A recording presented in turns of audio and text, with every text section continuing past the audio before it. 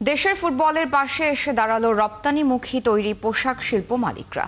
আগামী 1 বছর যৌথভাবে কাজ করার লক্ষ্যে সমঝোতা স্মারক সই করেছে বিজিএমইএ এবং বাংলাদেশ ফুটবল ফেডারেশন, যা বাণিজ্য ও ক্রীড়া সংগঠনের ইতিহাসে প্রথম। তৈরি পোশাকের মতো বিশ্ব দরবারে ফুটবলের অবস্থান শক্তিশালী করতে এই উদ্যোগ।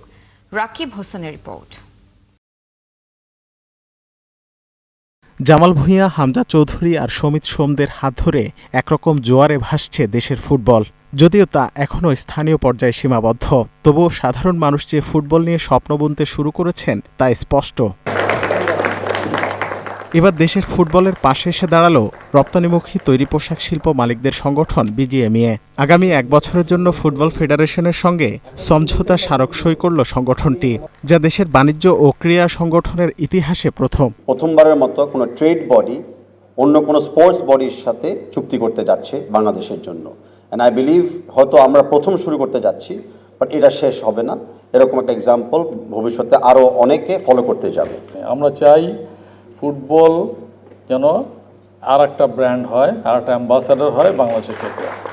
এটা নির্ভর করবে ফুটবলের সাফল্যের উপরে। চুক্তির এই সময়টাতে সারা দেশ থেকে ফুটবলার বাছাই, দক্ষতা বৃদ্ধি এবং ফুটবলের সার্বিক উন্নয়নে পাশে থাকবে পোশাক শিল্প মালিকদের সংগঠনটি। বিশেষ ভূমিকা থাকবে নারী ফুটবলের উন্নয়নে। বিপরীতে ফুটবলের মাধ্যমে দেশীয় পোশাক ও জার্সি বিশ্ববাজারে ছড়িয়ে দেওয়ার স্বপ্ন দেখছে বিজিএমইএ। ফুটবল ফেডারেশনের যে এক্সপার্টিস আছে সেই এক্সপার্টিস আমাদের নাই, তো এক্সপার্টিসটা লাগবে যেন জেলা পর্যায়ে ফুটবল ছড়িয়ে যায়।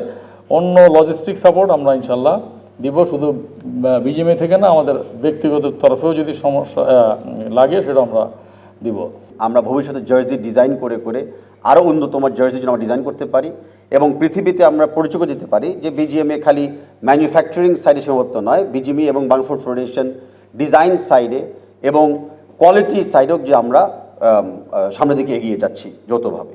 এই চুক্তির মাধ্যমে পোশাক কর্মীদের ফুটবলার হওয়ার সুযোগ সৃষ্টির পাশাপাশি উদ্যোক্তাদের ক্রীড়াঙ্গনে অবদান রাখার পথ উন্মোচন হলো। সফট স্কিল ডেভেলপমেন্টের জন্য আমরা একজনকে আরও তৈরি করে দিতে পারি। রাকিব হোসেন, ৭১, ঢাকা।